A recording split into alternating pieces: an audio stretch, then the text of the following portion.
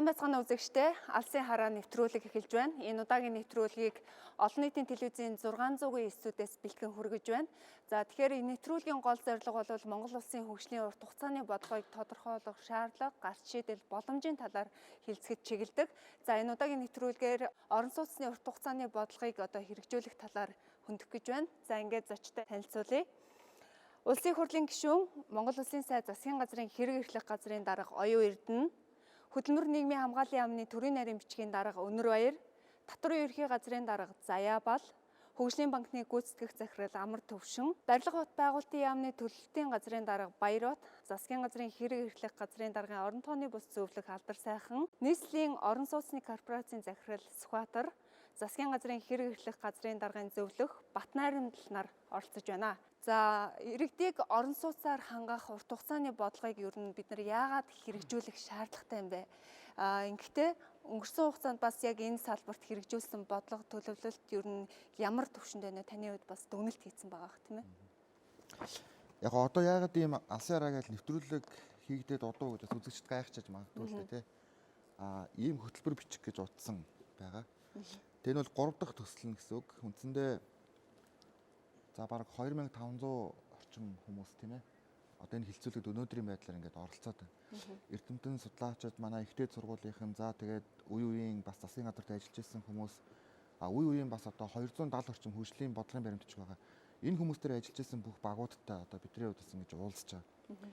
За тэгээд энэ хугацаанд бас 3-4 удаа гадагшаага явах шаардлага үүссэн. Тэр нь дэлхийд одоо шилдэг гэж хэлж болох үс юм туршлагыг судалсан. Жишээлбэл баялагын сантай холбоотой асуудлыг бид Норвегт очиж үзсэн.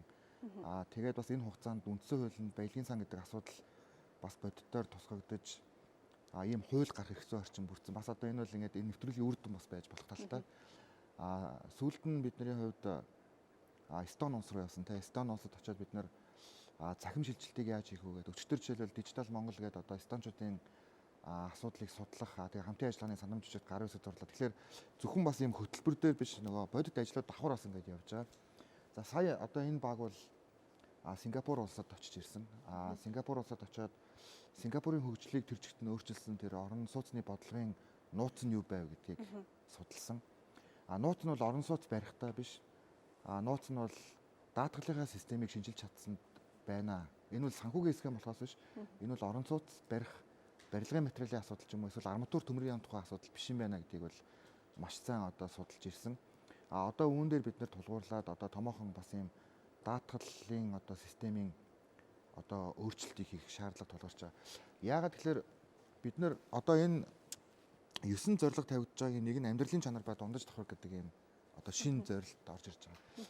Энэ дээр жишээлбэл яагаад ингэж юм гэхээр эдийн засаг магадгүй жишээлбэл зарим үед 17.5% өсөж байхад иргэд орон сууц худалдаж авах боломжтой байдлаар эдийн засаг энгийн иргэд рүү очихгүй. Айлс бол цалингийнх нь 20%-аас илүү гарчдаг. Одоо жишээлбэл их хэмж одоо манай 2 дүү байлаа гэхэтэ 2 их хэмж хоорондоо суучаад орон сууц худалдаж авъя. Сард 3 сая төгрөг төлөх боломжтой байна гэхэд хүртэл өнөөдөр орон сууцны тэр одоо зээлэнд хамрагдах бодлого байхгүй хүүн өндөр байх жишээтэй. Тэгэхээр бидний хувьд жишээлбэл одоо за хутааныхаа хагас шийдлийг бидний хувьд одоо ингээд хийж जैन те. Энэ бол 50%-аас одоо илүү буурахад бас төвхтэй юм зүйл. Цаашдаа бид нэг орон сууцны бодлогоор шийдэх ёстой. Гэтэл жишээлбэл 230 орчим мянган өрхийг бид орон сууцнд оруулна гэхэд тэд нар тийм орлоготой билүү? Хизээ тийм орлоготой болох уу? Тэгэхээр яг энэ бүх асуудлыг бид тогтолцооныхын хувьд томоор авч үзэн гэсэн. Нэг үгээр хэлбэл энэний өнөөдрийн ярилцах гол сэдв яаж иргэд хүчээр өөртөө хоригдталтай болох вэ? Нэг үгээр хэлбэл мөнгө өөрөө цуглуулах биш, төр түүнийг хүчээр одоо хоригдталтай болгох бодлогын одоо хууль хэрэгцээ орчин бүрдүүлээд ажил олгогч 3.1-ийг нь иргэн өөрөө 3.1-ийг нь ч юм уу бүрдүүлэх. Нэг үгээр хэлбэл хүн өөрөө нийгмийн даатгал төлж байгаа бол нэг мэдгэд орон сууцнд орох эрх нь өөрөө нээгдсэн байх. Энэ утгаараа одоо жишээлбэл 100% орон сууцтай болох энэ бодлого руу урт удаан хугацаанд чиглэхгүй бол энийг зөвхөн нэг удаа яагаад ч юм уу эсвэл нэг татвар тэглээд ч юм уу эсвэл барилгын компаниудтайгаа уулзалт хийж төрийн ордонд уриалаад энэ бас бүтэн шийдэгдэхгүй гэсэн. Тэгэхээр ийм цогт шийдэл хайсан ийм аялал байсан. Тэгээ энэ тухай манай мэргэжлийн хүмүүс ярих байна. Орон сууцжуулах урт хугацааны бодлогыг бол манай улс бол одоо бас хэрэгжүүлж ирсэн. Хэрэгжүүлж ирсээр яваа. Гэхдээ энэ ингээд цаашдаа бас нэг амжилттай хэрэгжиж дуусахад одоо гол үзүүлэх гээд ганцхан 2 сайдын эснэр санхүүжилтийн зөв механизмыг бүрдүүлж чадвал энэ бол одоо бас үр дүнтэй хэрэгжих хамгийн боломжтой хөтөлбөр гэж үзэж байгаа. За тэр санхүүжилтийн их үүсвэр гэдэг дээр нь юу ярих хэрэгтэй вэ гэхээр манай нийгмийн даатгалын асуудал яригдж байгаа. За бусад улс орнуудад ялангуяа Сингапур бол яаж ийнө гэхээр өөрөөр хэлбэл нийгмийн даатгалын шимтгэлийн одоо тодорхой хувь нь залуучуудад одоо тийм ээ орон сууц худалдаж авахд урьдчилгаа маягаар болгож өгж байгаа. Өөрөөр хэлбэл Сингапурын тогтолцоо бол 37% нийгмийн даатгалын шимтгэл бол төлөгдөж байгаа. Нөгөө ажил олгогч ажилтан 2 6% нь бол тэтгэврийн хуримтлалд, за 8% нь эрүүл мэндийн үйлчилгээнд, за үлдсэн 23% нь бол тийм ээ боловсрол болон одоо урт хугацааны орон сууцны урьдчилгаа, за орон сууцны асуудлыг шийдвэрлэхэд нийгмийн даатгалын одоо шимтгэлийг бол зарцуулж байгаа. За тэгэхээр манайх бол яах ёстой вэ гэхээр би юу хэлэх гээд байна вэ гэхээр иргэдийн зүгээс сүүлийн үед бол ялангуяа нийгмийн даатгалын шимтгэлийн асуудалд бол одоо бас нэлээд эмзэг хандаж байгаа. За тэр нь эмзэг гэдэг нь юу гэж хэлж байгаа юм бэ гэхээр бол би насаараа нийгмийн даатгалын шимтгэл төллөө. Насаараа эрүүл мэндийн даатгалын шимтгэл төллөө. Би өөрөөр хэлбэл одоо тийм ээ төрөөс ямар нэгэн үйлчлэг аваагүй байхад тэр мөнгө юунд зарцуулаад байгаа юм бэ?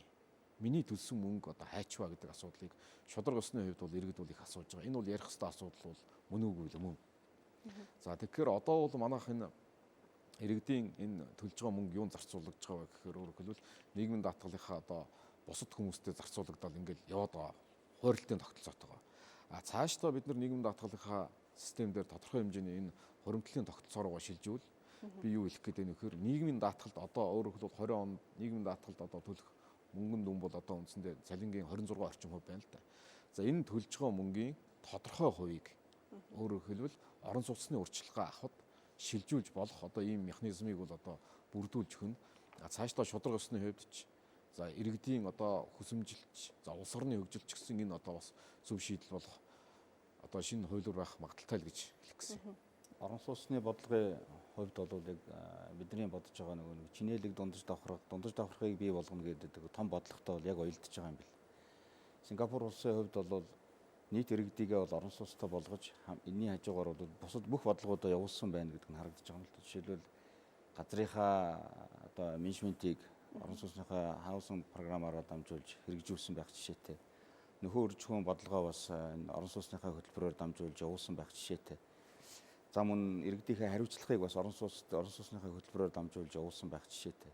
Ингээд төрөөс албан журмаар үндсэндээ 37%-аар нь сан мөөсгчээд тэр сангаараа буцаагаад иргэдэд зориулдаг. 6%-ийг нь тэтгэврт нь 8%-ийг нь эрүүл мэндэд нь үлдсэн хувийг нь бол орон сууц худалдаж авахд үр хүүхдийнхээ боловсролыг дээшлүүлэхэд за мөн өөр одоо бусад одоо хөрөнгө оруулалтад бас оруулах ийм зориулалтаар ийм сан бүрдүүлсэн баг. Тусгай зориулалтын сан бүрдүүлсэн баг. Энүүгээрээ энэ сангаараа дамжуулаад орон сууцныхаа хөтөлбөрийг амжилттай хэрэгжүүлсэн байна л да. Тэгэд эндээсээ гадна энэ сан нь одоогийн байдлаар бол 2019 оны байдлаар бол 2 орчим тэрбум долларын алдагдaltaй ажилдаг ийм сан юм бэл. Тэр алдагдлыг нь төсвөөсөө нөхдөг.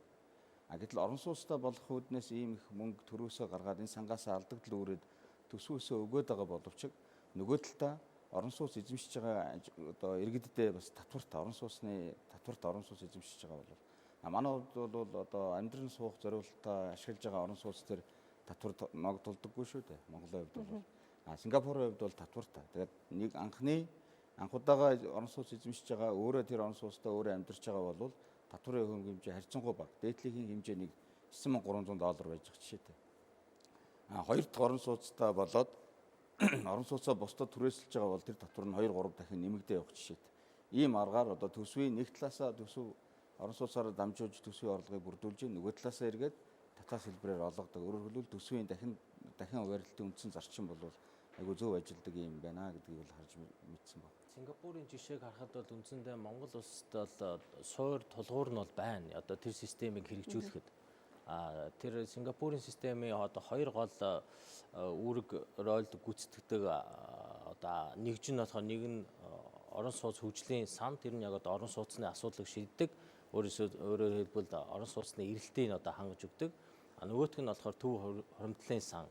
Одоо манай нийгмийн даатгал ингэж хэлж болохоор.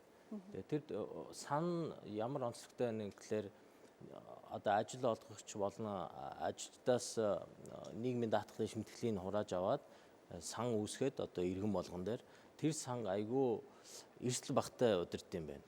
Одоо манай нийгмийн даатгал бусад даатгалын сан шиг адил биш. Арилжааны банкудад жишээлбэл мөнгө огт байршуулахгүй 100% бүх хуримтлсан сангийн мөнгөө буцаад төрдөө байршуулдаг. Төрдөө байршуулалтаа одоо сангийн яам ч одоо ямар холбогдох яам байдیں۔ Тэр яамнаас тусгай үнэт цаас гаргаад тэр үнэт цаасаар нь хуримтлал болон одоо өгөөжөө гэж олж авдаг. Тэр нь бас их онцлог байна. Өөрөөр хэлбэл иргэдийнхээ одоо албан журмаар бий болгосон тэр хадгаламжийг бол эрсдэлд оруулдаггүй гэсэн үг. Яагаад тэр нь чухал байна гэхээр тэр сангийн гол зарчим нь болохоор иргэн болгон улсынхаа нэгэн хэсэг болох орон сууцыг эзэмших ёстой гэсэн тийм зарчимтай байдаг. Хоёрдугаарт илүү консерватив санхүүгийн удирдлага өрхийн хэмжээнд авч явах ёстой гэсэн тийм бодлоготой. Эрүүл мэнд болон гинтийн онцлогийн даатгалын асуудлыг шийдсэн. Цаашдаа бол ирээдүйд одоо тэтгэврийн мөнгө болон тэтгэврийн сангийн асуудлыг шийдсэн цогц юм шийдэл байна. Тийм болохоор 5.6 сая хүн амтай Сингапур улс хийж болж байгаа болохоор бидний хувьд гэсэн их боломжтой. Санхүүгийн тэр схемийг харж байхад бол ерөнхийдөө одоо манай улсад хэрэгжиж байгаа энэ бүх тархаа бутархаа санхүүжилтийн схемийг нэгтгэхэд хийх боломжтой мэт санагдсан. За Монгол Улсын засгийн газраас ер нь одоо 2006 оноос эхлээд өөрийнхөө улсын хэмжээнд бол иргэдийг орон сууцжуулалттай холбоотой төсөл хөтөлбөрүүдийг хэрэгжүүлээд явж байгаа үе шаттайгаар та бүхэн мэдж байгаа 40 мянга, 100 мянга, одоо 2019 оноос бид нар 150 мянган айл орон сууц гэдэг хөтөлбөрүүдийг хэрэгжүүлж байгаа. Тэгэхээр бидний хэрэгжүүлж байгаа хөтөлбөрүүд дээр одоо бидний заашгүй бас нэг анхаарч цааш боловсронгуй болох юм шаардлагатай юм юу гэхээр орон сууцны санхүүжилтийн тогтолцоо байгаа юм. Тэгэхээр Сингапур улсын хувьд бол энэ бол их зөв оновчтой хэрэгжсэн ийм жишээ байна л гэж газар дээр агш танилцлаа л да. Тэгээд Сингапур улсын хувьд иргэдийнх нь орон сууцны хангамжийн түвшин 80-аас дээш хувьтай байна, 82% байна. Түүн дотроо нийтийн орон сууцнд хамрагдсан иргэд өөрийн одоо өмчлөлттэй орон сууц гэхэд иргэд ихэд 92% хүрсэн. Түүнээс гадна иргэдтэй орон сууцыг худалдаж өмчлүүлэхээс гадна бас түрээсийн орон сууцны хэлбэр хэрэгжиж байна. Энд бол иргэдийн нэг 6-аас 7% нь хамрагдсан байна. Энэ бол орон сууцны төрлүүдийг нэлээд амжилттай хэрэгжүүлж байгаа ийм жишээ байгаа харагдаж байна. Тэгээд энийгээ орон сууцжуулахдаа иргэдээг зөвхөн орон сууцаар хангах гэдгийн гадна нийгмийн асуудлуудыг бас ингэж давхар шийдэж байгаа ийм сайн тал харагдаж байгаа. Яагаад гэвэл хүн орон сууцнд хамрагдана гэхин тулд зайлшгүй ажилтай орлоготой байх. Энэ нөхцөл рүү өөрсдийг ингэж оруулж явж байгаа юм байна. Орон сууцны асуудал бол ер нь одоо дэлхийд даяараа том асуудал болж байгаа. 2005 онд гэхэд одоо дэлхийн хүн амын 1.6 тэрбум ер нь ямар нэг байдлаар орон сууцны орлогын асуудалтай, санхүүжилтийн асуудалтай эсвэл одоо найдваргүй орон сууцны асуудалтай болно гэж үздэг юм байлээ. Тэгээд яг хуу манад бол гарч байгаа ихэнх асуудал бол ерөөсөө орон сууцны стандарт хангасан чанартай орон сууцны юу байхгүй.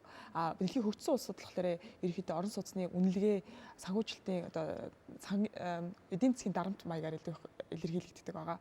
Тэгээд орон сууцтай болох нь бол өөрөө бол хүний одоо хамгийн анхны хэрэгцээний нэг те наад зах нь ярих юм бол орон сууц муу байснараа хүн илүү их гэмт хэрэг төртөж ажилгүйдэл ихтэй байх, эрүүл мэнд боловсролын асуудалтай байх гэх мэтчлэн тийм судалгаанууд өгд юм байлээ.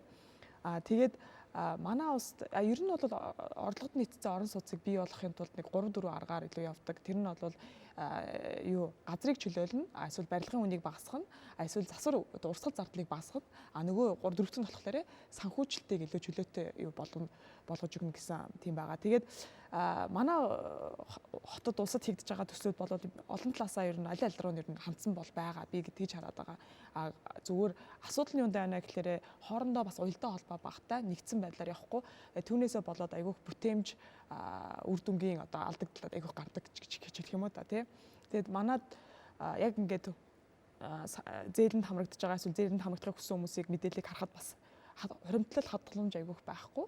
Одоогийн байгаа ипотекийн зээлийн наад захын шаардлагыг хангах чадахгүй айгүйх бүлэг хүмүүс байгаад байгаа. Тэгээ тийм учраас би бас энэ талаасаа яг энэ одоо хуримтлалын сан олон нийтийн орон сууцыг хамтарсан ийм хувилбар бас манайд илүү тохиромжтой болов гэж хараад байна л да. Тэгээ энэ нь бол зөвхөн Сингапурт бас байдаг биш одоо Мексикт бас айгүйх Мексикт байдаг орон сууцын хөтөлбөр байгаа юм байлээ. Тэгээд Латин Америкийн орнууд дундаа бол хамгийн том зээл олгогч гэж үздэг юм байлээ. Яг одоо хэрэгжүүлээд байгаа бодлого хөтөлбөрийн хэрэгжилт яг хэдэн хувьтай явд юм бэ? Ер нь өнөөдрийн байдлаар хичнээн хөтөлбөр хэрэгжүүлээд урт хугацаанд төлөвлөө явж байна. Тэгэхээр орон сууцны тухайд ярихад эхлээд ер нь бол орон сууц бол одоо орон сууцыг үн төлбөргүй юм уу үнгүүгээр бол өгж болохгүй чадахгүй аль засгийн газрын үед. Орон сууцыг иргэдэд хүртээмжтэй явуулахын тулд орлогод нь нийцсэн байдлаар явна гэж. Тэгэхээр мэдээж зах зээл дээр худалдаж авч чадж байгаа иргэдийг бол зах зээл дээр нийлүүлэлт хэрэг явна. Энэ бол зах зээлийнхаа жамаар явна. Гэхдээ орлогод нь нийцүүлээд одоо орлого багтаа иргэд дундаас доош орлоготой иргэдэд хэрхэн орон сууцжуулах гэдэг асуудал бол аль ч засгийн газрын үед, аль ч улс оронд, аль ч хотод хамгийн түрүүнд хийдэг ажил нь. Гэхдээ сүүлийн үед бол орон сууцны бодлогоор бүх асуудлаа шийддэг болсон. Нэг өсөндөө ажлын байр, ажилгүйдэл, тогтцолд одоо төвлөрлийг сааруулах, ногоон байгууламжийг нэмэгдүүлэх гэдэг орон сууцны хороол хотхон барьснараа тухайн хот нь нэг өсөндөө зөвхөн тэр орон сууцныхаа хороол хотхон бодлогоор бүх асуудлаа шийдээ явдсан байна. Тэгээ энэ төрхт хамгийн чухал зүйл нь бид нар орон сууц зэрэглэр зөвхөн орон сууцны байгууллагууд нь эсвэл барилга хот байгуулалтын яам юм уу хот хариуцдаг мэтээр ойлгоод байдаг. Саяын бидний Сингапур явсан хамгийн том давуу тал олж харж байгаа бид нар ингэх ёстой маа гэд бусд нь ингээ мэдэж авч байгаа зүйл нь энэ хөдөлмөр нийгмийн хамгаалалт нь яаж оролцох ёстой юм. Тэр иргэдийнхээ орлогыг бид нар яаж өсгөх ёстой юм. Ингээд иргэдийн орлого өссөнөөрөө энэ орон сууцнд хамрагдах бололцоо нь хангагдаж байгаа юм байна гэж. Тэгэхээр орлогод нийцсэн орон сууц гэдэг зүйлийг бол бид нар одоо 2017 оноос хойш ярьж эхэлж байна л да. Тэгээ орлогод нийцсэн ногоон орон сууцны төсөл гэж Улаанбаатар хотод хэрэгжүүлээд явж байна. Энд нийтдээ бид нар 570 сая доллар босгоор зорж яваад ингээ энээс 270 сая долларын босгоцоо явж байна. За ингээд орлогод нийцсээд ингээд нийцсэн орон сууцыг энэ төсөл хөтөлбөрийг хэрэгжүүлэхдээ бид нар ерөөсөө цаашдаа Улаанбаатар хотод баригдаж байгаа орон сууцны энэ хорооллууд дотор 15% энгийн түрээсийн орон сууц бай.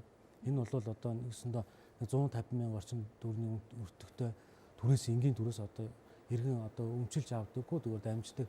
За энэ бол өрхийн орлогын нь 30% нь одоо орон сууцнд хамрагдах ёстой гэж үзэх юм бол хамгийн багадаа 500 мянган төгрөгийн орлоготой иргэд бол түрээсийн орон сууцнаас эхлэх юм байна.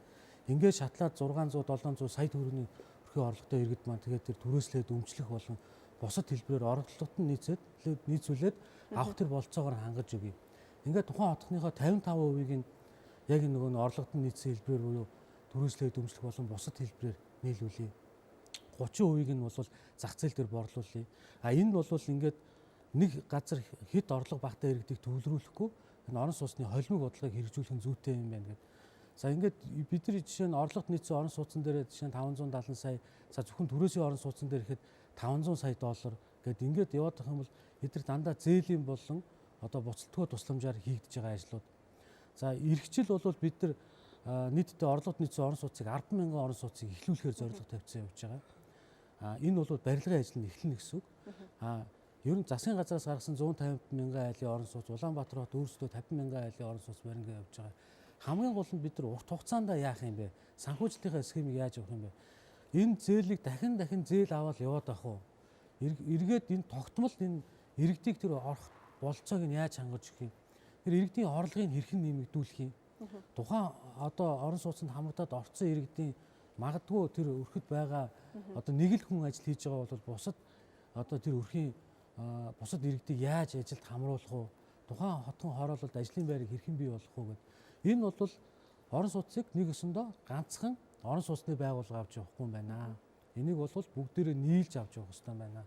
Яг энийхээ хүрээнд бид нар орлогот нь нийцсэн тэр орон сууцны бодлого маань цогцоор нь явах хэрэгтэй юм а гэдгийг одоо яг энэ сая явуулт бол ингээд бүр тодоор ингээд бүгд хүмүүст ойлгуулж мэдрүүлсэн ийм одоо аялал байлаа гэж ойлгож байгаа. Тэгээ бидэнд бол нэгсэндээ орон сууцны бодлого болон мэдээлэл одоо хичнээн иргэд орон сууцнд хамруулах ёстой юм. Тэрнээс хичнээн иргэд маань ямар орлоготой байгаа юм, яаж өсгөх ёстой гэдэг бүх мэдээлэл бидэнд бол байж байгаа. Бидэнд барилга барихын хувьд ч гэсэн бид нар бол тодорхой хэмжээний санхүүжилтөнд асрахгүй байх юм бол орон сууцжуулахад ямар нэгэн хүндрэл бэрхшээл бол байхгүй. Бид нар одоо цементтэй үйлдвэрлэдэг болсон, арматураар бас үйлдвэрлэдэг болоод эхэлж байна. Ер нь барилгын компаниудаа тогтмол одоо борлуулалтын дэмжлэгийг дэмжиж өгөөд эргээд иргэдэнд тэнцээ орох тэр болцоог нь хангаж өгөөд иргэдэнд тэр орлоготой таарсан хэлбэрээр худалдаж авах тэр болцоог нь хангаж өгөөд энийгээ бид нар яг энэ бусад бүх төрийн бодлоготойгоо холбож өгөөд тэгээд тэр даатгал нь хэрхэн явах юм, татвар нь ямар байдлаар дэмжлэг үзүүлэх юм. Ингээд цогцоороо явах юм бол урт хугацаанд гэхдээ хурдан тийм ээ хурдан тэгээд дараа нь ямар нэгэн эрсдэлгүйгээр явах тэр болцоо боломж байгаа юм байна гэж харж байна. Янз бүрийн орнууд байдаг. Орон сууцжуулалтын хөтөлбөрүүд бол дэлхийд дээр янз бүрийн төрлөөр байдаг. Тэгэхээр Сингапурыг ягаад сонгосон юм бэ гэхээр Сингапур ер нь бол 1960 орноос энэ орон сууцжуулалтын хөтөлбөрийг бол гаргаж ирсэн байгаа л та. Тэгэхээр энэний бас нэг гол одоо төрийнхэн барьсан нэг гол чухал одоо амин сүнсэн гэх юм уу та. Тэр нь болохоор энэ одоо нийтийн орон сууцжуулалтаар ард иргэдээ бүгдийг хангана. Бас тэрэн дээрээ тэр одоо нийтийн орон сууцад орсон иргэд тэр орон сууцаа хамгийн гол нь өөрсдөө эзэмших ёстой гэж хатуу бодлого барьж авсан байна л да. Тэгэхээр энэ 1965 оноос үүдэлтэй. Тэгэхээр 65 оныг өнөөдрийн Сингапуртай мэдээж харьцуулахын аргагүй л дээ. Тэр өнөөдөр бол Сингапур улс дотоодын одоо нэг хүнд ноогдох дотоодын нийт бүтээгдэхүүнээр дэлхийд нэгж агсдаг. Харин 1965 онд одоо энэ 60 онд л энэ хөтөлбөрийг анх хэрэгжүүлэх гэж байхдаа бол үнэхээр одоо дэлхийн одоо ядуу орнуудын нэг өс шүү дээ. Гэхдээ төрийн хатуу бодлогоор зөв схемийг гаргаад хамгийн гол нь төрийн тэр шаардлагатай байгууллагуудыг хамтын ажиллагааг нь цогцлоож тэндээс нэг бодлого гаргаж ирээд тэрийг хатуу барьж явсандаа өнөөдөр ингээд нийт иргэдийнхаа 98%-ийг орон сууцжуулж чадсан байна. 98% тийм үү? Тэр 98% дотроо 82% нь нийтийн орон сууцнд амьдардаг. Тэгэхээр энэ схемийг гаргаж ирсэн байна. Тэгэхээр энэ схемийг бас бид нар ойлгохдоо ер нь орон сууцжуулалт бол зүгээр ерөөсөө барилга барих асуудал биш юм аа. Энэ болохоор ерөөсөө нийгмийн том асуудал болж байгаа юм л та. Тэгэхээр энэ асуудлыг шийдэхийн тулд одоо манай одоо зочид маань бүгдээрээ ярьлаа тийм. Энэ бол зөвхөн барилга бот байгуулалтын яам ч юм уу төрийн орон сууцны корпорацийн асуудал биш ээ тийм. Тэгэхээр энэ дээр болохоор цогц санхүүгийн схем нэг схемтэй төрийн одоо шаардлагатай тэр оролцоотой байгууллагууд байна тийм үү. Тэнд дотор одоо татвар байна, одоо хөдөлмөрийн хамгаалал байна тий. Тэгээд барилга бот байгуулалтын яам байна. Тэгэхээр эдгээр маань бүгдээрээ хамтдаа ажиллаж тий нэг схемийн дор ажиллаж энэ бодлого цогцоороо гарч ирдэг юм байна л да. Тэгэхээр бас түрүүн амар төвшин захирал ярьлаа л да. Тэгэхээр бид нэр тэр төв Central Providence Fund гэж яриад байгаа тий. Тэр төв хуримтлалын сан нь өнөөдөр ингээд аваад үзэх юм бол тэр ерөөсөө ажил олгогч тий нэг талаасаа тухайн хүний цалингийн 17%-тай тэнцэх хэмжээний мөнгийг олгож байгаа. Нөгөө талаасаа иргэн маань нийт одоо цалингийнхаа 20%-ийг тэр саналуу хийж байгаа. Тэгэхээр тэр сан маань 37% тий тэр цалингийн 37%-тай тэнцвүүд хэмжээний хуримтлал үүсч бий болж байна гэсэн үг. Тэн дотроосоо тэр 37%-ийн хуримтлалын 23% нь тэр орон сууц руу орох эрхийг нь ингээд эргэцэн орчныг нээсэн байна гэсэн үг. Тэгэхээр энэ нь сүүлдээ ямар одоо орчныг бүрдүүлж яах гэхээр ажил одоо жишээлбэл ингээд шин залуу гэрүүл байна тийм үү. Дөнгөж ажилд орж ирж байгаа. Эсвэл дөнгөж одоо их сургуулаа төгсөж байгаа. Тэд нар хүртэл орон сууцны хөтөлбөртөө шууд хамрагдаад орон сууцтай болоод ирэх боломжийг нээсэн байна гэсэн үг л дээ. За тэгэхээр яг энэ хэсэгт Сингапурын туршлагыг нэлээд түлхүү ярьлаа. Яг одоо асуудлын гол дорыг гэвэл өнөөдөр манад хэрэгжүүлж байгаа бодлогот яг ямар алдаа гараад байна? Энэ дээр та бүхэн ямар байр суурьтай байна? Өнөөдрийн гарсан алдаа ч юм уу нэг засгийн газартай ч юм уу нэг хувь хүнтэй холбох боломжгүй болчихсон. Бид нар зөндөө бие биенээ ингээд буруутгасан. За энэ засгийн газрын дараа гарч ирсэн засгийн газар нь сайн болно. Тэ эдгээр ерөөсө буруу хийгээд байна. За тэгээ бид нэр талын замыг хөгжлийн зам гэж нэрлэн, аз жаргалтай Улаанбаатарыг найрсаг Улаанбаатар гэж нэрлэн 11 төвийг олон нийтэд харилцах төв болгоно, олон нийтэд харилцах нэгдсэн төв болгоно гэдэг.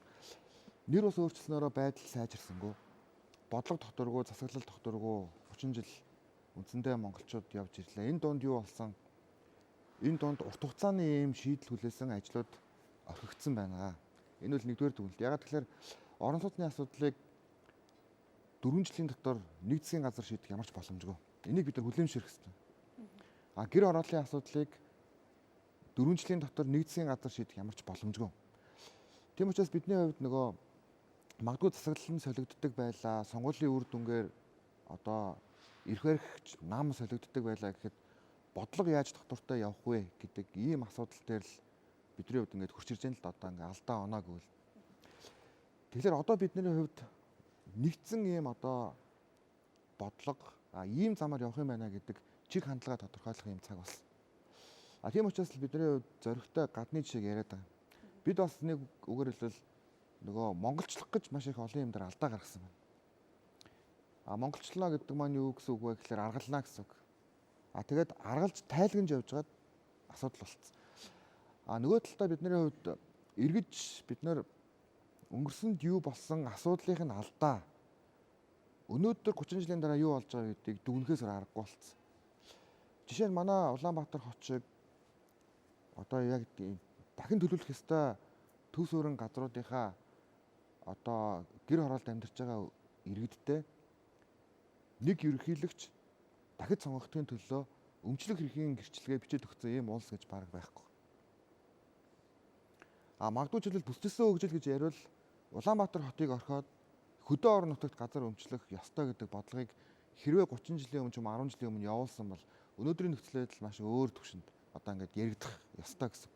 Гэхдээ одоо өнөөдөр бид нэгэнтээ өмчлөсөн газрыг дахин төлөвлөхийн тулд асар их хэмжээний санхүүжилт хэрэгтэй, асар их хэмжээний одоо дахиж бас ярилцах хэрэгтэй ийм зүйл болно. Иргэдэд газар өмчлөөс нь зөв, гэхдээ Улаанбаатар хот дахин төлөвлөх одоо боломж туйлын ийм хомсдол болсноороо энэ бол бас алдаатай бодлого гэж үзэхээс аргагүй. Одоо энэ бол суур зарчим гэж бас ярихаас аргагүй байдалд орно л. За тэгээд яг гэхээр одоо бидний хувьд цаашаага яаж төлөвлөх вэ? Цаашаага яаж төлөвлөх вэ гэхээр урт хугацаанд бид нар тухайн хүний орлоготой уялдуулж орон сууцаа одоо төлөвлөх ийм нэгдсэн сантай болох ёстой. Тэгээд тэр нэгдсэн сан нь болохоор нэг засгийн газрын үед солигдоод дараагийн засгийн газрын үед философийн солигдоод байдаг гэж болохгүй. Хүн одоо ч өнөөдөр би нийгмийн даатгал төлж байгааг бол тэтгэврт гарах үедээ би хэдэн төгрөгийн одоо жишээлбэл цалин тэтгэвртэй болох вэ гэдгийг мэдчих хэвээр. Тэр миний данс авах хэвээр. Намайг магадгүй нас орсны дараа миний хүүхдэд уламжлагдах хэвээр юм байна л да тэр нь. Яг л тэгжээж нөгөө нэг минийх гээд. Тэгэхгүй жишээлбэл одоо яг гэдгийг би ингээл нийгмийн даатгал төлөөл, эрүүл мэндийн даатгал төлөөл гэдэг. Надад авч байгаа үйлчлэгээний ялгаатай байдал гэж байхгүй. Сурах сонцохноо тэр салбарын сайд нь нөгөө мөнгийг нь аваачаад нэг офс барьсан ч гэх шиг, эсвэл нэг банкнд аваачаад хадгалуулаад дундаас нь мөнгө авчгаад баригдсан ч гэх шиг ийм байдлаар ингээ яваадах юм бол наад чинь нөгөө нэг хүн яагаад би татвар төлж байгаа гэж, яагаад би нийгмийн даатгал төлж байгаа гэж гэдэг юм асуултанд орж байна. Тэгэхээр энэ хариуцлагын тогтолцоороо орохын тулд бидний хувьд нэгдэх систем байна. Ер нь бол яг одоо ингээд өнгөрсөн 30 жилийг ингээд дүгнэхэд манайд ботрол явсан юм байна. Одоо яг ингээд бүх бодлогын баримтчгуудыг ингээд эргүүлээд ингээд харж байгаа. Манайх чинь нэгдсэн төлөвлөлтийн бүр одоо том системтэй юм улс байж. Тэрэн дээрээ одоо дэд бүтцийг их сайн төлөвлөдөг байж, хот байгуулалт гэдгийг их сайн төлөвлөдөг байж. За тэр байтугай бүр болсон хүчний асуудлыг ч их сайн төлөвлөдөг байж. Хуучин муулаад байгаа тэр цагт бас сайн юм байж. Тэгээ энийг бид нар яг гэхээр нэг хөшөө дурсгал буулгаад нэг хүнийг одоо муулах тэр нөгөө нэг хандлагаараа одоо жишээлбэл гол стратегийн орд гадруудтай холбоотой асуудал аач замбраагүй болгосон одоо тэрийгэ зэгцэлж чадахгүй асуудалд орсон. Дараа нь яг гэхээр стратегийн гол одоо бүтээгдэхүүн болох нефттэй холбоотой томоохон юм одоо үйлдвэрүүдээч одоо төр өрөөс авч үлдээгүй хувьевчлэлтэй өгсөн. Одоо энийг одоо ямар нэгэн байдлаар зохицуулт хийж чадахгүй айгүй маш хүнд байдалд орсон. Газраа тийм байдалд оруулсан, малаа тийм байдалд оруулсан. Энээсээ болоод бэлчээр нь хүнд болсон. Одоо ингээ эргээ харсан биднэрт нэгдсэн бодлогын төлөвлөлт гэж юм байхгүй болсон. Тэгэхээр одоо бидний хувьд яаж нэгдэх вэ? Одоо ингээд жишээлбэл ТОСК гэдэг нэг байгууллага байж байгаа, НОСК гэдэг нэг байгууллага байж байгаа. Нийгмийн хамгаалалт хөтөлмөрийн яам, эрүүл мэндийн даатгал, нийгмийн даатгал, за тэгээд хөтөлмөр эрхлэлтийн сан, жижиг дунд үйлдвэрлэлийн сан гэдэг. Ингээд тараацсан тухайн одоо улс төрч бүхэн дээр тогтворгүй бодлогоор тарааж өгсөн энэ их мэдлүүдийг одоо яаж бидний хувьд нийлүүлээд иргэдтэй буцааж өгөх вэ гэдэг л ийм асуудлын өмнө ирсэн мэн би бол одоо хувьдаа ойлгоод байгаа. Тэгэхээр энэ жижиг асуудлаасаа бидний хувьд одоо илүү том дүгнэлтээр илүү урт хугацаанд харж иж нэг юм одоо жишээл нэг хаашаа хөвж байгааг мэдэхгүй усан онгоцны даруулыг ямар ч салхи хүлээгээд нэмэргүй гэдэг нэг үг гэдэг шүү дээ. Хаана очих вэ гэдэг тэр цэгээ тодорхойлоод тийш очихын тулд юу нь буруу, юу нь зөв байна гэдгийг иргэд өөрсдөө шүүдэг, иргэний нийгэм байгууллагууд өөрсдөө шүүдэг ийм нэгдсэн төсөөлтөй болох хэрэгтэй байна. Тэгэхээр хүн амын дундаж давхарга 80% хүрчээж сайн цэцгэл үүсдэг юм байна л да. Сайн цэцгэл үүсчиж авилгал нь алга болно. Авилгал сайн цэцгэл үүсээд авилгал байхгүй болж иж дундаж давхарга үүснэ. Дундаж давхарга үүсгэхээр сонгогчдод нөлөөлнө. Яагаад гэвэл сайн үнийг одоо сонгохоос аргагүй гэсэн үг. Мөнгө тараагаад, аяг тараагаад, будаа тараагаад, битан тараагаад сонгох боломжгүй болно гэсэн үг шүү дээ. Нөгөө амьдралын чанар нь сайн болцсон учраас. Тэгээ энэ бүх зүйл өөрөө аль нь ч ихэлсэн биш.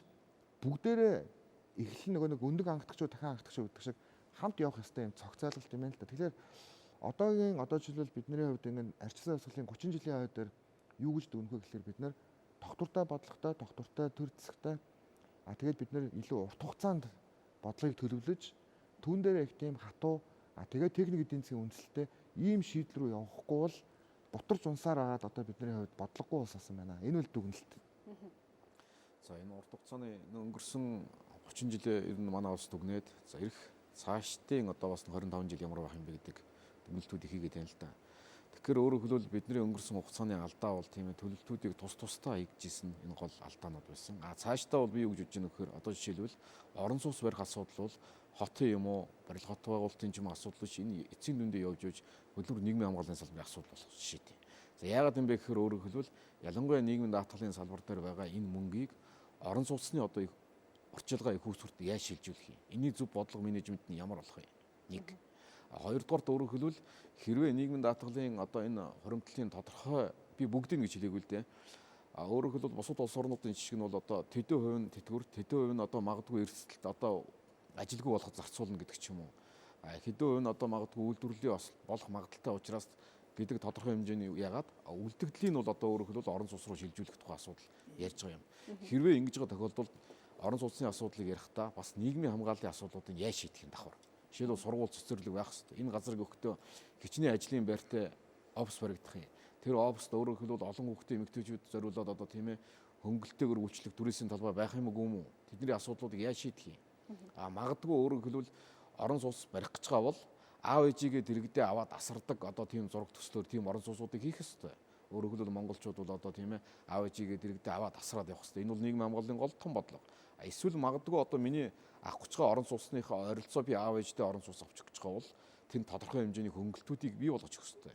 Өөрөөр хэлбэл өглөө ороо аав ээж ихэр ороод гардаг байх ёстой гэдэг ч юм уу. Тэгэхээр энэ орон сууц барих гэж байгаа энэ бодлогууд ч нь бол одоо би юу хэлэх гэж байна вэ гэхээр нийгмийн хамгааллын хүн рүүгээ чиглэсэн энэ бодлогуудтай одоо цогцоороо уйлдэж энэ илүү их үр дүнтэй болно гэдгийг л одоо хэлэх гэж байгаа. Тэгэхээр өөрөөр хэлбэл манайх бол ирэх 25 жилийн хугацаанд бол би юу хэлэх гээд байна вэ гэхээр энэ иргэдийн зүгээс яриад байгаа шудраг ёсны хүсэмжлийг хэрэгжүүлэхийн тулд нийгмийн даатгалд одоо төлж байгаа шимтгэлүүдийн тодорхой хувийг нь одоо тийм ээ энэ орон сууцны урьдчилгаа, энэ орон сууцны одоо тийм ээ зээлээ төлөхөд нь шилжүүлэх энэ механизмыг зөв хийж өгөх. За тэгээ энэ дээр менежмент засаглалын асуудлуудыг шийдэж игвэл энэ нөгөө яриад байгаа дундаж давхаргын асуудлууд, хөдөлмөр эрхлэлтийн асуудлууд, нийгмийн хамгааллын асуудлуудыг бол цогцоор нь шийдэхэд бас нэг агц дэвшил болно нэг талаас. Нөгөө талаасаа ч улс орны хөгжил, за энэ хөрөнгийн зах зээл, за энэ барилга бүтээн байгуулалтын салбар энэ дээр ч гэсэн одоо бас том дэмжлэг болно. Тийм учраас өөрөөр хэлбэл асуудлыг бол одоо ингээд том зургаар нь хараад шийдээд энэ урт хугацааны бодлого дээр тулгуурлаад хүн өөрчлөгдсөн ч гэсэн бодлого өөрчлөгдөхгүй байх энэ тогтолцоороо явъя л гэсэн ийм саналтай байна. За яа бол дараагийн хувьд яг энэ татврын одоо иргэдийн татвараас тодорхой хэсгийг энэ сандаа хуримтлуулъя гэвэл ямар үр дүн гарна гэж харж байна. Тэгэхээр нийгмийн даатгал татвар хоёр өөр зориулттай. Нийгмийн даатгал бол одоо ингээд ажил авч байгаа цалингаас тодорхой хувийг нийгмийн даатгалын сандаа бүрдүүлээд тодорхой эрсдэл үүссэн үедээ ажилгүй болох ч юм уу тэтгэвэр тогтоолгосон үедээ буцаагаад эрүүл мэндийн алдсан үед ч юм уу эрүүл мэндээ буцаагаад ингээд тэр өөрийнхөө хэрэгцээндээ зориулдаг. Ирээдүйн өөртөө үүсч болох эрсдлээсээ хамгаалах үүднээс баг багаар цалингийнхаа тодорхой хуваар одоо манай Монголд бол жишээлбэл ажилтан бол 8.5% байх жишээтэй тийм үү цалингийн 8.5%-аар төлөө явдаг. Ингээд сан бүрдээд эргээд тэр нь өөртөө зарцуулагдах тийм зориулалттай сан байгаа юм. Сингапур бол энийг бол албан журмын байдлаар сая ажилтан өөрөө 20%, ажил олгогч 37% сан бүрдүүлчихэд тэрүүгээрээ энэ саяны том бодлогыг хэрэгжүүлээ явуулдаг шүү дээ. Энэний харж байгаагаар бол татвар бол байгаа. Татвар бол мэдээж төр гэж оршин тогтнож байгаа бол төр өөрийнхөө үндсэн үүргийг гүйцэтгэх. Дээрээс нь нийгмийн эдийн засгийн том бодлогуудыг хэрэгжүүлэх төрийн зүгээс оролцоо нэмэх оролцоогоо хангах үүднээс бол зайлшгүй төр өөрийн санхүүтэй байх хэрэгтэй. Тэр бол татвараар бүрддэг. Нийгмийн даатгалын төлж байгаа мөнгө, татварын мөнгө хоёр тусдаа ойлголт юм байна. Тэгэхээр Сингапурын хувьд бол сая ингээд хаусинг програм гэдэг маш их дэмжлэг өгөөд байгаа боловч нөгөө талдаа хаусаас айгүй өндөр татвартай. Хаусынхаа үнэлгээг одоо жишээлбэл байрныхаа үнэлгээг жил болгон хийдэг. Тэгээ зах зээлийн үнэлгээнээс хамаарат шатлалт 6-7 ийм шатлалтайгаар татвар авдаг байх жишээтэй. Дээрээс нь Сингапурын одоо 19 оны төсвийг нь орлогыг нь аваад үзэх нэг $75 билион байгаа. Тэрбум доллар байгаа. Тэрний жишээлбэл 7 тэрбум доллар нь энэ татвар зөвхөн орон сууцны өмчлөгчдөөс орж ирж байгаа татварын дүн эзэлж явах жишээтэй. Нөгөө талаас хүүхний орлогын албан татвар нь нийт төсвийнхээ бас 17% эзэлж явах жишээтэй. $17 билион одоо жишээл орж ирж явах жишээтэй. Хэмжлэн ийм бодлогууд явж байна л да. За манай Монгол Улсын хувьд бол татврын бодлогоор яаж энийг дэмжиж байгаа юм бэ гэхээр зэрэг сая бол 2019 оны 3 сарын 22-нд татврын багц хуулийн шинжил хийсэн. Засгийн газрын зүгээс барьж байгаа гол зорилго нь татврын бодлогоор энэ эзэн засгийг, бизнесийг дэмжье. Бизнес эрхлэгчдийг дэмжиж одоо татврын хувь хэмжээг нь бууруулснаар эргээд тэр одоо бууруулсан хувь хэмжээнд бизнес эрхлэгчдэд нь эргээд хөрөнгө оруулалт болж очдог. Тэрүүгээр эргээд ажлын байрыгаа нэмэгдүүлдэг, хөрөнгө оруулалтаа нэмэгдүүлдэг. Ингэснээр ажилтаа орлоготой Монгол хүний тоог нэмэх үүднээс одоо ийм татврын багц хуулийн бодлогыг хэрэгжүүлсэн байна. За манай энэ шин хэрэгжүүлж байгаа одоо 20 оны 1 сарын 1-ээс хэрэгжих татврын багц хуулиар бол нийт манай татврын баазад байгаа одоо нийт татвар төлөгчийн 96% нь үндсэндээ 1% татвар руу шилжиж байгаа гэсэн үг. Хуучин 10%-аар төлж исэн татварыг 1%-аар болгоод үндсэндээ өмнө төлж исэн татврын 90% нь хөнгөлт маягаар буцаагаад олгож байгаа гэсэн үг. Энэ бодлогын хүрээнд бол нэлээдгүй бас эзэн засагт нэлээдгүй ахиц гарна гэж үзэж байгаа. За түүнчлэн орон сууцтай холбоотой яг тусгайсан хөнгөлтүүд бас байгаа. Манай хувь хүний орлогын албан татврын тухай хууль дээр тийм. Хуучин хуулийн дээр бол одоо нийт төлсөн татвараас 3 сая төгрөгийг хэрвээ чи шинээр орон сууц худалдаж авсан бол буцаагаад олгодог байсан бол шинэ татврын хууль хэрэгжснээр бид нар энийг 6 сая болгоод нэмсэн. Дээрээс нь ипотекийн засгийн газраас зарласан ипотекийн зээлийн хүүг за арилжааны банкнаас авч байгаа яг бодит одоо зээлийн хувийн дундын зөрүүг нь бас татвараас буцаа олгоё гэдэг ийм хөнгөлтүүдийг бид нэр аваа явж байгаа. Тэгвэл бол Сингапурын жишээгээс аваад үзэхэд бол бид нар сая оюутан сайдын ярьж байгаа энэ хөгжлийн алсын том бодлогон дээр бид нар цогц байдлаар бас эргэж авч үзэх зайлшгүй шаардлага байгаа юм байна. Тусдаа ингэж хэрэгжээд байх бодлого нь бас үр дүнгүй байгаа болов гэсэн ийм л ажиглагдж байгаа юм л. Буцаан олголтыг 6 сая болгосноор ямар үр дүн гарна гэж харж байна? Одоо бол орон сууц шинээр авч байгаа жил болгонд нэг 30 орчим мянган иргэн орон сууцны буцаан олголт авъя гэж мэдүүлдэг. За эндээ нэг манайх нэг 60 орчим төгрөг төгрөгийг өгдөг юм байна. 60 орчим төгрөг дундаж те сүүлийн 5 жилийн хугацаанд. За энийг бол одоо 6 сарын болсноор 70 нь одоо 140 төгрөг болоод иргэнд эргээд очиж явах жишээд. Иргэд одоо буцаад хөнгөлт болж очно л гэсэн үг. Энийг одоо иргэд нь буцааж очих ёстой юу? Сан байдлаар, саяны байдлаар те албан журмаар сан байдлаар бүрдүүлээд энийг урт хугацааны бодлогод нийцүүлээ явах уу гэдэг нь бол дараагийн шийдэх асуудлууд төрийнх нь байна л гэсэн үг. За нөгөө талаас орон сууцны зээлийн хүртээмжийг нэмэгдүүлэх шаардлагатай гэж ярьдаг. Өнөөдөр бодит байдал дээр бас эргээд орон сууц авахд банкн дээр асуудал гарлаа. Бүртгүүлэх боломжгүй байна гэдэг. Таны хувьд энэ дээр ямар байр суурьтай? За энэ дээр энэ гол асуудал нь яг санхүүжилттэй байгаа. Санхүүжилтанд нь одоо барилгын санхүүжилтээс илүү яг нөө худалдаж авж байгаа өрхийн одоо худалдаж авж байгаа иргэдийн санхүүжилтийг яаж шийдэх вэ гэдэг. Сингапурын жишээ бол бид нар бол мэдээж хэрэг 2019 онд одоо 30-40 жилийн дараа 50 жилийн дараа ирээд Сингапурын одоо байгаа байдлыг харж байгаа. Энэ бол бас одоо шудраг ус гэж хэлж болохоор байгаа байхгүй.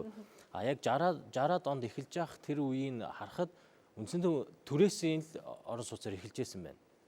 Эхний 5-8 жил яг цэвэр түрээсийн орон сууцаар яваад иргэдээ түрээсдүүлээд тэгээд 5 жилийн дараа эзэмшүүлэх тийм хөтөлбөртэй байсан. Тэгэхээр тодорхой хэмжээгээр манай ноос гэж байна, тоос ч гэсэн тийм аргыг хэрэглээд явж байна. Энийг нь бол дэмжих хэрэгтэй. Энэ бол анхны бодит одоо алхам болох юм аа.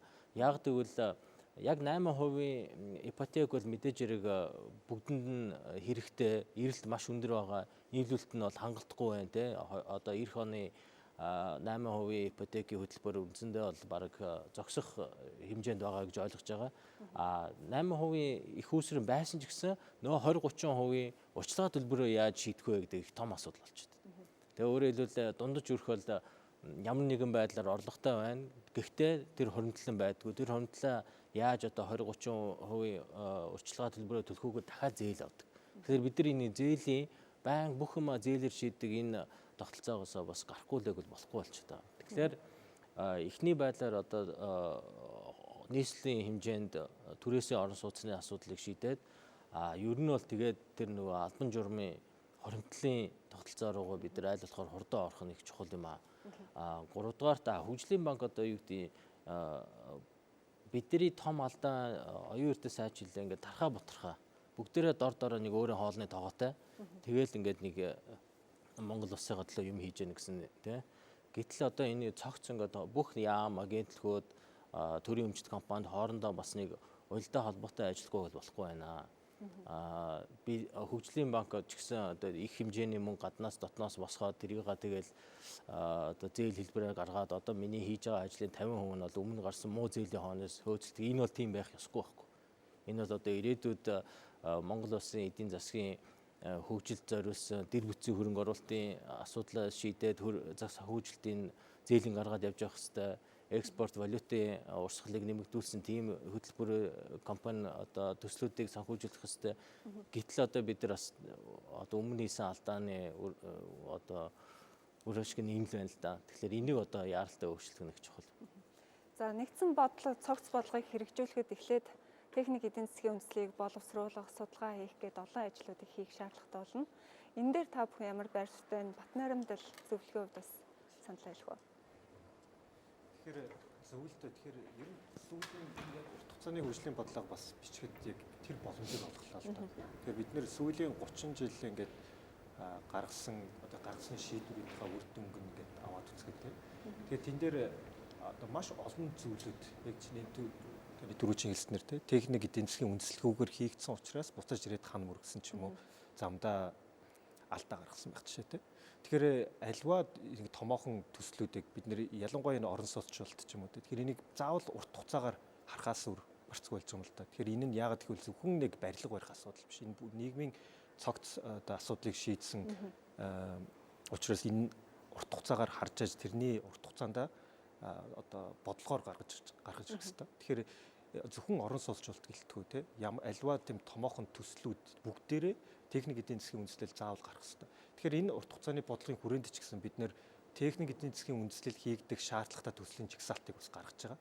Яагаад гэх юм бол тэр техник эдийн засгийн үндэслэл маань хийгдчихэж эдийн засгийн үр ашиг нь тооцоотоо энэ нь үр ашигтаа гарч иж тэгжээж бас цаашаага төрийн хэмжээд одоо жишээлбэл хувийн байгууллагч гэсэн ямар альва нэг хөрөнгө оруулалт хийхдээ тэр ашигтай байх нь дараагийн 5 жилдээ мөнгөний урсгал нь хэр байх нь гэж заавал харж иж оруулдаг штеп.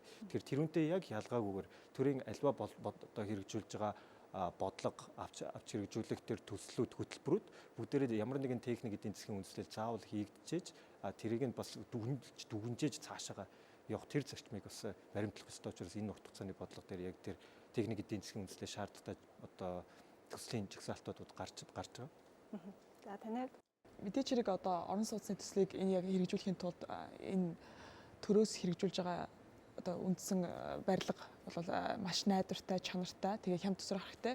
Тэгэхээр аюул үр бүтээмжтэй сайн ажиллах хэрэгтэй гэсэн үг байхгүй. Тэгээд одоо яг Монголд Улаанбаатарт хэрэгжиж байгаа дахин төлөвлөлтийн хувийн хвшлийн оролцсон төслүүдийг хүмүүс шүүмжилдэг. Тэгээд тэрний нэг шалтгаан нь бол дэд бүтцийг одоо нийгмийн дэд бүтцийг оролцуулж хийгээгүй гэдэг зүгээр л байшин барьцсан маш өндөр нэгтэршилтаагаар орцондоо олон айлтаач гэх юм уу тийм учраас бид нар хэрвээ цаашаагаа яг явахдаа мэдээж хэрэг судалгаа хийхээсээ гадна ямар нэгэн байдлаар одоо бүх төрлийн нийгмийн дэд бүтц боловсрол сургууль цэцэрлэг эмнэлэг дээрээс нь одоо ажлын байр тэгээд мөн одоо түүнтэй уялдсан сайн чанартай одоо дулаан ус бусад хангамжуудыг холбох тэрэн дээр илүү анхаарах хэрэгтэй болов тэгжиж бид нэр одоо тогтвортой эрүүл хүмүүсийн сэтгэл хангамжинд хүрсэн тийм байдалд хүрнэ. Биний санаа зовж явдаг нэг зүйл бол одоо бид нар бас яг урт хугацаанд орон сууцныхаа фондыг орон сууцнд байгаа одоо орон сууцаагаа хамгаалж хайрлаж явахгүйгээс болоод одоо хэдэн жилийн дараа одоо Улаанбаатарт байгаа орон сууцны ашиглалтын хугацаа дуустах ч юм уу ямар нэгэн байдлаар засахгүй явсаар хагаад асуудалд хүрэх бас аюултай байгаа. Тийм учраас нэгд шинээр барих хэрэгтэй байгаа. Хоёрд бас яг засж аваад үлдээд тэгээд цогцоор нь бүх төрлийн дэд бүтцтэй байгуулах нь илүү чухал юм болоо гэж харж байгаа да. Иргэдийн зүгээс энэ яг нийгэмд одоо эзнээ хүлээж байгаа хоосон орон сууцн дээр асуудлыг бас тодорхой хэмжээгээр шийдэх боломж байдгүй мүү гэсэн санал гаргадаг. Таны хувьд энэ дээр ямар байр суурьтай? Зүгээр ер нь бол бид нар ийм нэг л асуудал байна л да. Сая ярьсан бүх усуд хэллээ. Бид нар төрөөс ер нь иргэдэг орон сууцжуулах талаар 10 гаруй жил хугацаанд бид нар төсөл хөтөлбөрүүдээр хэрэгжүүллээ. Тэгэхээр энэ хэрэгжүүлсэн төсөл хөтөлбөрүүдийнхаа туршлагаас хараад бид нар энэ дээр өөрчлөлт хийх, шинжилгээ хийх шаардлагатай болсон байна гэдгийг харж байгаа. Тэгэхээр энд юу байна вэ гэхээр нэгдүгээрт бид нар нэг засгийн газрын үед буюу богино хугацаанд хэрэгжиж байгаа энэ төсөл хөтөлбөрүүд гэдэг энэ иргэдийн одоо орон сууцны хангамж асуудлыг бүрэн шийдэхгүй гэдэг нь л харагдаж байна. Тэгэхээр бид нар нэгдүгээрт юунд түрүүнд урт хугацааны бодлогоо тодорхойлоод тэр тодорхойлсныхаа үндсэн дээрээс төсөл хөтөлбөрүүдээ гаргаж ирэх хэрэгтэй. Ямар хугацаанд ямар үе шаттай хийвэл бид нар ямар үр дүнд хүрэх вэ гэдгээ зөв тодорхойлох шаардлагатай нь харагдаад байна. Тэгээд энэ дотроо ялангуяа одоо Сингапурын жишээн дээр ч харагдаж байгаа. Энэ орон сууцны зах зээл дээрх эрэлт нийлүүлэлтийн харьцааг их зөв барих хэрэгтэй. Тэнцвэрийг. Тэгэхгүй бол аль нэг нь алдагдах юм бол одоо бидний үүсэт байгаа асуудлууд руу орчдөг юм байна. Тэгэхээр бид нар нийлүүлэлт талбай төр маань ямар бодлого гаргаж ажиллах вэ? Одоо хөрөнгө оруулагчдад, үйлдвэрлэгчдэд санхүү хөрөнгө оруулалт талаас нь ямар санхүү татврын ямар дэмжлэгүүд өгч байна. Нөгөө талдаа эрэлт гэдэг нь нөгөө иргэд дээр очиод буучиж байна, тийм ээ. Иргэддээ бид нар ямар таатай боломжуудыг бий болгох вэ? Ялангуяа одоо бид нар ярьлаа сая. Бид нар бол одыг хүртэл ерөнхийдөө банкныхаа системээр дамжуулж иргэдэд зээл олгохын үйл ажиллагаа хэрэгжүүлсэн. Гэтэл одоо явсаар байгаа бид нарт нөгөө нэг банкнуудынхаа шаардлага хангадаг зээл авдаг хөнгөө болох нэ. Одоо бидний саяхан нийслэлийн Носкос эдэр хийсэн судалгаанаас харахад зөвхөн 15% нь л тийм боломжтой. Бусд үлдэж байгаа хувь нь 80 хэдэн хувь нь одоо нөгөө урьдчилгаагаа төлдөг, зээлээ авах ийм боломжгүй иргэд болоод ирлээ. Тэгэхээр энд яах вэ гэдэг айгүй чухал асуудал гарч ирж байгаа. Тэгэхээр бид нар сая харсан Сингапурын жишээ нь ер нь олон улсын туршлагыг харахад энэ төр өөрөө нөгөө бага буюу дунд орлоготой иргэд рүү маш хүчтэй бодлого хэрэгжүүлдэг. Энэний нэг жишээ нь Сингапурын жишээ. Тэгэхээр энд зөвхөн төрөөс гадна иргэд өөрөө бас оролцох хэрэгтэй. Тэгээ оролцоо нь юу вэ гэхээр иргэд ер нь хуримтлалтай болж яаж оролцох хэрэгтэй юм байна. Хуримтлал үүсгэж тэрэндээ өөрийгөө энэ хуримтлалаас өөртөө ирэх дарамтаа байхгүй болох хэрэгтэй. За энэс гадна Сингапурын жишээс Монголын жишээн дээр зүгээр бид нар шийдэх бас нэг боломжтой асуудал юу вэ гэж харагдах. Сингапур бол өөрөө жижиг нутаг дэвсгэртэй баялаггүй улс орн. Тийм учраас өөртөө тохирсон бас системийг хэрэгжүүлжээ хуримтлалыг бий болгох. Энэ дээр бид нар бол Монгол улс бол өөрөө баялагтай орн. Тэгэхээр тэр баялагаас үүсэж байгаа сан иргэдтэй орж байгаа ноогдол ашигуд байна шүү дээ, тийм ээ. Энийг энэ хуримтлал руу бид нар оруулж ирэх хэрэгтэй. Тэгээд энэ маань өөрөө хүний анхдагч хэрэгцээ буюу энэ орон байртай болох хэрэгцээг хангахад нь зарцуулагдаж явах хэрэгтэй гэсэн. Ийм одоо олон шийдэл гарцууд биднэрт байгаа харагдаж байгаа. Тэгэхээр энийгээ бодлогодоо зангидаад гаргаж ирээд хэрэгжүүлэх их үр дүнтэй юм байна л гэж. За оюун эрдэнэ сайдын хувьд яг бодлогын бичиг баримтаа бариад сууж байна. Энэ дээр яг энэ урт хугацааны орон сууцжуулах бодлого дээр хамгийн чухал одоо оруулсан заалтаас та нэг хэлтмэ. Яг энэ дээр яг энэ төсөл шүү дээ тий. Одоо эн чинь ингээд засгийн газраар ороод их хурлд өргөн баригдана тий. Энэ дээр байгаа гол заалт бол за орон сууц барих одоо зардалтай холбоотой асуудлуудыг бол үндсэндээ төрөөс нэлээд урт хугацаагаар дэмжиж гэж. Тэрний юу вэ гэхээр жишээлбэл арматур төмөртэй холбоотой, цементтэй холбоотой асуудал дээр төр онцгой анхаарна гэсэн. Хоёрдугаар татврын бодлогоор хөдөө орон нутагт баригдах тусам илүү дэмжлэг үзүүлье гэж. Нэг өөрөлдөл одоо километрээр Улаанбаатар хотоос жишээлбэл 1000 км байвал тэр бүр хямдарна гэсэн. 300 км байвал тал хямдарна. Энийг төрөөс бүр татаас өгөөд дэмжинэ гэсэн. Тэгэд иргэд хэрвээ одоо жишээлбэл хөдөө орон нутагт очиж ямар нэгэн байдлаар суурьших ч юм уу тийм шийдвэр гарвал энийг хөдөлмөрийн биржээр дэмжинэ гэсэн цогцоор. Тэгээд нийгмийн даатгал болон эрүүл мэндийн даатгал болон бусад даатгалын сангууд нэг болно гэсэн. Түрүү одоо өнөөдөр дараг маш чухал зүйл хэллээ. Тэрний үг гэхээр орон сууцны бодлого бол манай яамны асуудал юм байна гэдэг.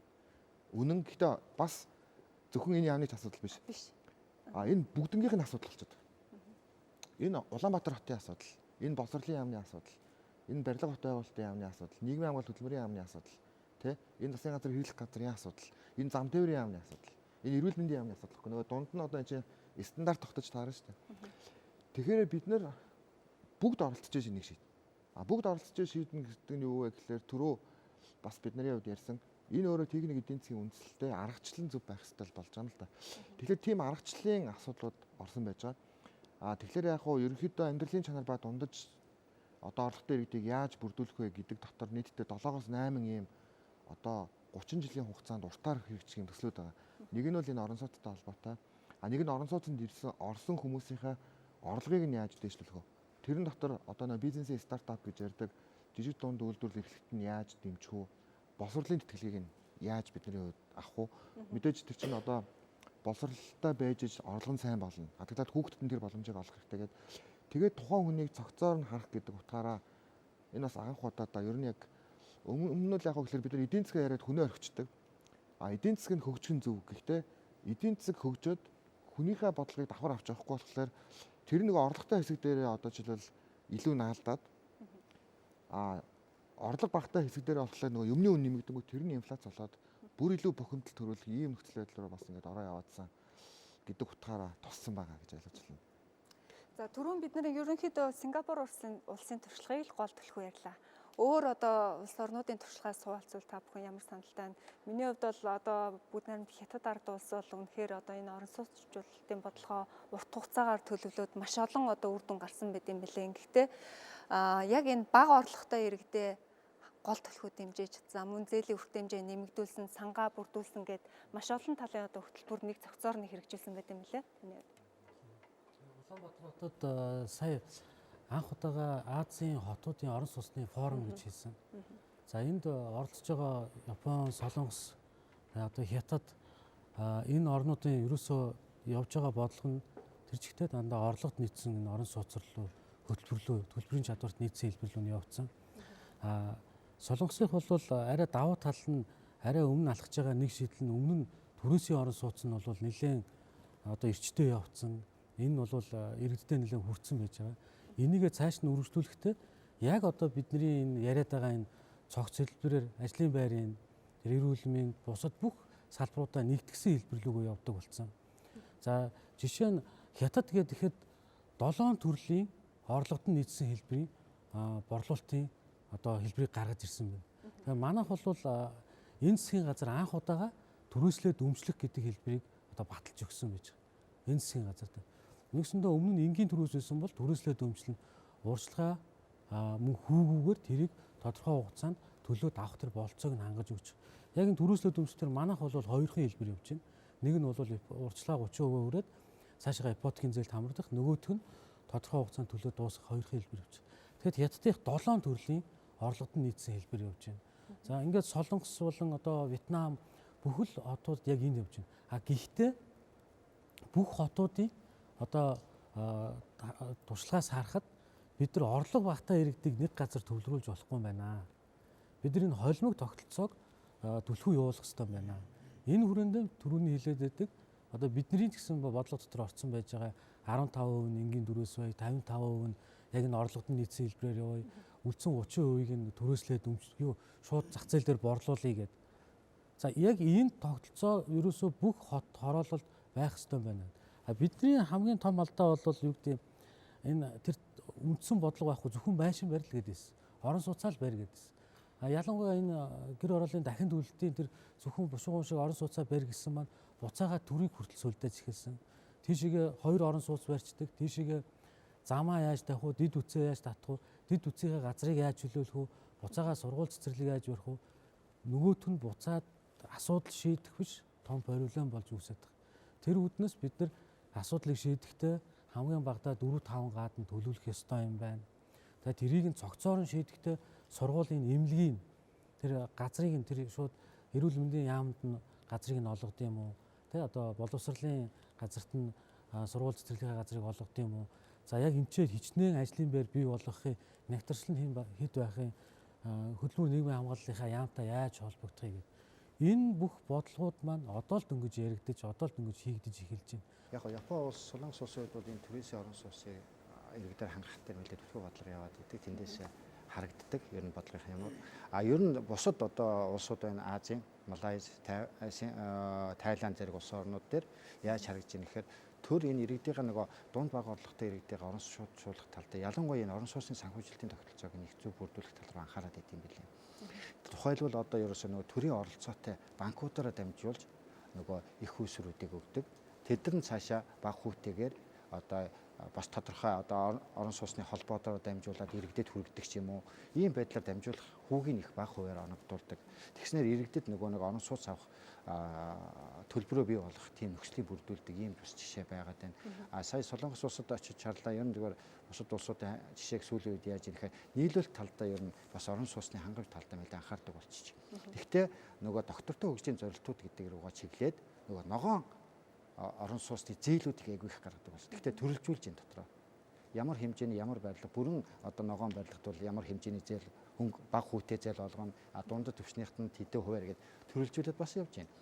Мөн иргэдтэй олгож байгаа зээлээ дотор нь бас төрөлжүүлж байна. Тухайлбал төрийн албаагчдын зээл, ахмадуудын зээл, залуу гэр бүл тийм ээ. Ингээд тус бүртэн зээлийн хүү хэмжээг бас өөр өөрөөр тогтоож олгож байгаа ийм жишээнүүд бас байгаа. За эндээс ерөөсөө одоо хилцүүлэгт оролцсон хүмүүс наад Цус бол сайн муу хоёр жишээ байгаа да. Байгаа л да 20 дугаар зууны дундуур Америкт яг нийтийн төрийн байгуулсан барьсан байшингууд ихээр баригдсан. Тэгээд тэрэн дээр нэг алдаа гарсан болохоор ерөөсөө яг нэг жигд яваад айгүй баг бүр айгүй чанар муутай олноор нь барьсан. Тэгээд тэр нь бас олон ядуу хүмүүсийн нэг дор байршуулснараа тухайн байшны засвар үйлчлэгээ муудаад тэгээд ер нь эцэстээ олныг нураасан л да. Тэгээд тэрнээс яхад бол айгүй сайн чанартай зөв зохион байгуулалтаа хийхгүй бол бас алдаа гараад буруу болох боломжтой. Одоо бол тэгээд яг Америкт бол яг төрийн барьсан тийм орон сууц гэхэлэр жоохон нэр муутай байдаг. Өөр нэг бас тэдний сайн хэрэгжүүлдэг нэг зүйл бол inclusionary housing гэдэг байгаа. Тэр нь болохоор яг бүсчил дээрээ заагаад өгсөн байдаг. Одоо жишээлбэл тодорхой газарт энэ бүст ямар нэгэн байдлаар орон сууц байвал хувийн хвшил байна уу төр байна уу хин ч үсэ хамаагүй 10% нь заавал орлогод нийцсэн орон сууц барьнаа. Тэрийг бол ямар нэг юу байхгүй татаас сэтгэмж байхгүй харин зүгээр нөгөө нэг бүсчлийнхаа хязгаарыг нэмж өгөх маягаар нэмэлт санхүүжилт өгдөг тийм маягаар шийдэж өгсөн байдаг. Энэ нь бол Нью-Йорк, Бостон хотод сайн хэрэгжиж байгаа. Энэ бас нөгөө талаас нэг давуу тал нь болохоор зөвхөн одоо баян хүмүүс байдаг ч юм уу зөвхөн боломжтой хүмүүсийг дөрөө цогцолохгүйгээр тодорхой хэмжээгээр өөр орлоготой иргэдийг бас хольж байршуулах тийм давуу талтай байдаг. Энэ дээр яг манай одоо эрдэмтэд судлаачид маань ингэж бичсэн байна л да. Энэхүү урт хугацааны хөгжлийн бодлого нь үндэсний дахин давтагдчихгүй онцлогт суурилсан дэлхийн дэвшилтэд үзэл санаатай хослуулсан Монгол хөгжлийн загвар байх болно гэд. Тэгэхээр зүгээр өнөөдөр ингээл нэг бид нар Сингапур гэж яриад байгаа нь альсвал Америкийн нэгдсэн улс ч юм уу эсвэл Малайзийн жишээ татаад байгаа нь дэлхийн дэвшилтэд үзэл санааг хайж байгаа гэж ойлгох хэрэгтэй гэсэн. Тэгэхгүй бол одоо бидний хувьд ингээл одоо юу гэдгийг за тэр орн гоё энэ орн гоё гэж байгаа даа биш. Бидний хувьд дуурайгаад алдсан зүйл зөндөө байгаа. Дуурайгаад онсонч зүйл байж байгаа. Одоо жишээлбэл хуулийн тогтолцоо гэхэд зарим нь Германаас аваад, зарим нь Оросоос аваад хоорондоо угсрахтаа болцсон ч юм доголдлууд бас байна. Гагцгүй бидний хувьд ингээд одоо жишээлбэл за Сингапур, Норвеги, Эстон, Солонгос, Япон гэдэг энэ улсуудыг бидний хувьд яагаад ингэж илүү түлхүү үзээд байна вэ гэхээр эдгээр дэлхийд дээр энэ загвар нь өөрөө одоо бүх улс хүлэмжширсэн ийм загвар учраас тэрийг өнөөдрийн манай Монгол улсын хөрсөн дээр яаж буулгах уу гэдгийг л бидний хувьд судалж байна гэсэн үг. Нөгөө талаараа яг гэхээр бүх энэ дээр оролцогчид хамт очиж ийж өнөөдөр бид нар ямар түвшинд байгаа вэ гэдгийг олж хард юм байна л та. Тэгэхээр яг одоо жишээлбэл саяны энэ аяллаач бай, өмнөх аяллаач бай маш чухал зүйл бол бас яг энэ байна. Жишээлбэл ингээд нөгөө нэг одоо бид нар Монгол улс цахим шилжилт рүү орно гэхэд манай дээр бас ингээд яг тулгамдсан зүйл нь юу вэ гэхээр нөгөө өөрийнхөө ойлголтын дээр маш хатуу байгаа үзэл баримтлал байгаад байдаг. Жишээлбэл цахим шилжилт гэдэг нь бол яг ингэж ойлгож байгаа гэж манай одоо жишээлбэл компаниуд бас байдаг тий. Яг үүнтэй адилхан жишээлбэл эрүүл мэндийн даатгал бол ийм байх хэвээр. Татварын бодлого бол ийм байх хэвээр. Нийгмийн даатгал бол ийм байх хэвээр. Орон сууц зөвхөн манай бодлого. Эсвэл энэ зөвхөн нийслэлийн асуудал. Энэ бол зөвхөн тооскийн асуудал, энэ бол зөвхөн ноосгийн асуудал гэхлээр нөгөө нэг цогц шийдлийг бидний хувьд нөгөө нэг одоо жишээлбэл энэ намайг ингээ барьчвал би чинь харахгүй шүү дээ тий. Холдуулах тусам илүү энэ өөрөө цогцоор харагдана гэсэн. Тэгэхээр илүү өнөөдөр бидний хувьд байгаа өнөөдрийн нөхцөл байдлыг илүү цогцоор харахын тулд бусад улсад явцсан бас алдсан онсон тэр жишээнүүдийг авах нь өөрөө Монгол хөгжлийн энэхүү загварчлал гаргаж ирж хийхэд энэ өөрөө чухал. Жишээлбэл утаан дээр бидний хувьд миний хувьд бол энэ бол Монгол хөгжлийн загвар гэж харахаас гарахгүй. Яагаад тэгэхээр тий одоо сайн нүүрсийг зам дээгүүрээ автарч тээвэрлээд нөгөө замаа эвдээд энэ автраад Улаанбаатарчуудаа хангана гэдэг бол дэлхийд дээр ингэж бодох үндэстэн бас цөөхөнжиж магадгүй. Гэхдээ жишээлбэл сая бид нар ингээд явж байхад утаа буруулсан туршлагыг одоо жишээ судлаа гэж. Жишээлбэл одоо 2-3 орноос над руу холбогдсон байна л ирж байгаа. Тэгэхээр тэд нар бас сонирн байгаад байгаа. Энэ яаж нэг жилийн дотор гэр хороолоо шийдэв гэж утааныхаа асуудлыг шийдэж түшээсэлсэн байна гэдэг. Тэгэхээр яг энэ л манад гарч ирж байгаа бас энэ загварчлал. Магадгүй бусад улсууд энэ хэрэгтэй байхыг үгүйсэх аргагүй. Яг энэ утгаараа бидний бас нэг олон улсын жишээ туршлагыг бас илүү нөгөө хөгжлийн хөтөлбөр боловсруулахын цаг үед ярьж шийдлээ гаргах нь чухал гэдэг өнцгөөс ярьж байгаа шүү. За баярлалаа та бүхэнд. За тэгэхээр Алсын хараа нэвтрүүлгийн энэ удаагийн дугаараар иргэдэг урт хугацаанд орон сууцаар хангах бодлогын талаар холбогдох албаныхны байр суурийг хүргэлээ.